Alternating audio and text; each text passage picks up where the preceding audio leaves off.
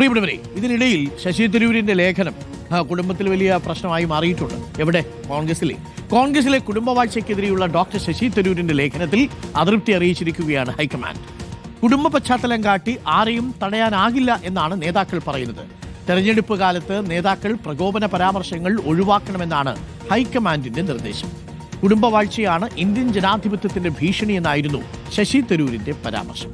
P R സുനിലുണ്ട് കൂടുതൽ വിവരങ്ങളുമായി. P R Sunil, ലേഖനം അടുത്ത ഭാഷയിലാണ് കേട്ടോ വിമർശിച്ചിരിക്കുന്നത്. നേതൃത്വം ജന്മാവകാശമായി കിട്ടിയതെന്ന് ധരിക്കരുത് എന്നൊരു വാചകം അതിനകത്തുണ്ട്. കുടുംബവാഴ്ചയ്ക്കും അപ്പുറത്തേക്ക് മെറിറ്റാണ്, യോഗ്യതയാണ് മാനദണ്ഡമായി മാറേണ്ടത് എന്നാണ് ആ ലേഖനത്തിൽ പറയുന്നത്. എല്ലാം പോയി ആരുടെ ചങ്കിലാണ് തറയ്ക്കുന്നതെന്ന് നമുക്കറിയാം. എങ്ങനെയാണ് ശശി തരൂരിന്റെ ഈ ലേഖനത്തെ നേരിടാൻ പോകുന്നത് കോൺഗ്രസ്? P R Sunil. അരുൺ, ഞാൻ നിൽക്കുന്നത് കോൺഗ്രസിന്റെ പഴയ ആസ്ഥാന മന്ദിരത്തിലാണ്. ഒരുപക്ഷെ ഈ കുടുംബവാഴ്ച എന്നൊക്കെയുള്ള വലിയ ആക്ഷേപം ശശി തരൂർ ഉന്നയിക്കുമ്പോൾ അതിനൊക്കെ തന്നെ ഒരുപാട് സാക്ഷിയായ ഒരു മന്ദിരമാണ് ഇത്. ഇപ്പോൾ പുതിയ ആസ്ഥാനത്തേക്ക് കോൺഗ്രസിന്റെ ഓഫീസ് ദില്ലിയിൽ മാറിയിട്ടുണ്ട്. ഏതായാലും ശശി തരൂർ ഉയർത്തിയിരിക്കുന്ന ഈ ഒരു വിമർശനം എന്നത് പൊതുവെയുള്ള വിമർശനമാണെങ്കിലും അത് തൊടുക്കുന്നത് കൃത്യമായി നെഹ്റു കുടുംബത്തിലേക്ക് തന്നെയാണ്.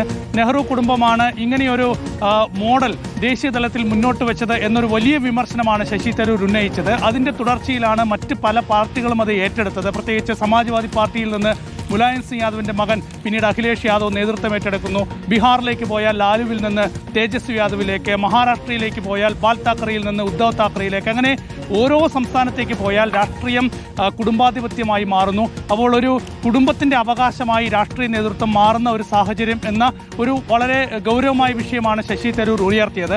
ഏതായാലും കോൺഗ്രസ് ഹൈക്കമാൻഡ് ഇക്കാര്യം വളരെ ഗൗരവത്തോടെയാണ് കാണുന്നത്. കാരണം നിലവിൽ നെഹ്റു കുടുംബം തന്നെയാണ് കോൺഗ്രസിന്റെ നേതൃനിരയിൽ നിൽക്കേണ്ടത് എന്ന ശക്തമായി വാദിക്കുന്ന വലിയൊരു വിഭാഗം തന്നെയാണ് ഇപ്പോഴും കോൺഗ്രസിലുള്ളത്. നമുക്കറിയാം, നേരത്തെ അക്കാര്യത്തിൽ വലിയ വിമർശനം ഉയർന്നപ്പോഴാണ് നെഹ്റു കുടുംബത്തിൽ നിന്നല്ലാത്ത ഒരാൾ കോൺഗ്രസ് അധ്യക്ഷനാകട്ടെ എന്നൊരു തീരുമാനമുണ്ടാവുകയും പിന്നീട് കോൺഗ്രസ് അധ്യക്ഷ സ്ഥാനത്തേക്ക് തെരഞ്ഞെടുപ്പ് നടക്കുകയും ചെയ്തത്.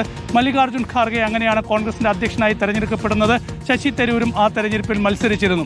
ഏതായാലും ഇപ്പോൾ വീണ്ടും ഈ വിഷയം ചർച്ചയാക്കിക്കൊണ്ടുവരികയാണ് ശശി തരൂർ. കോൺഗ്രസ് വളരെ ശക്തമായി തന്നെ ഈ വിഷയത്തിൽ പ്രതികരിച്ചിട്ടുണ്ട്. രാഷ്ട്രീയത്തിൽ മാത്രമല്ല മറ്റെല്ലാ മേഖലകളിലും ഇത്തരം സാഹചര്യമുണ്ട്. അതുകൊണ്ട് കുടുംബാധിപത്യം എന്ന വിമർശനത്തിന് പ്രസക്തിയില്ല എന്നാണ് കോൺഗ്രസ് പറയുന്നത്. ഇതോടൊപ്പം തന്നെ ഹൈക്കമാൻഡ് ശശി തരൂരിന്റെ ഈ വിമർശനത്തെ വളരെ ഗൗരവത്തോടെ കാണുന്നുവെന്നാണ് മനസ്സിലാക്കാൻ കഴിയുന്നത്. പ്രത്യേകിച്ച് ബീഹാർ തെരഞ്ഞെടുപ്പൊക്കെ തന്നെ നടക്കുമ്പോൾ ബീഹാറിൽ BJP കുടുംബ രാഷ്ട്രീയം ഉയർത്തി ലാലു പ്രസാദ് യാദവിനെതിരെയും തേജസ്വി യാദവിനെതിരെയും രാഹുൽ ഗാന്ധിക്കെതിരെയും ഒക്കെ തന്നെ വലിയ വിമർശനം ഉയർത്തുന്ന ഒരു പശ്ചാത്തലത്തിൽ അതിന് ചൂടുകൂട്ടുന്ന, അതിലെ ഒരു കനലിരിക്കുന്ന തരത്തിൽ ശശി തരൂർ ഇങ്ങനെ ഒരു പ്രതികരണം നടത്താൻ പാടില്ലായിരുന്നു എന്ന ഒരു വിലയിരുത്തലാണ് ഹൈക്കമാൻഡിനുള്ളത്. Okay, thank you P R സുനിലാണ് വിവരങ്ങൾ നൽകിയത്. പ്രിയപ്പെട്ട പ്രേക്ഷകരെ, എന്തായാലും ആ ലേഖനം വിവാദമായിട്ട് മാറിയിട്ടുണ്ട്.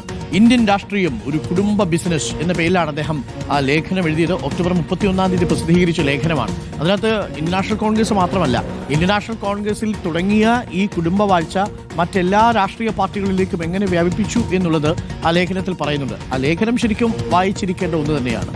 ആ ലേഖനത്തിൽ പറയുന്ന പരാമർശങ്ങൾ ചിലരുടെയൊക്കെ ചങ്ങിപ്പോയി തറച്ചിട്ടുണ്ട്. അതാണ് ഈ പ്രശ്നം.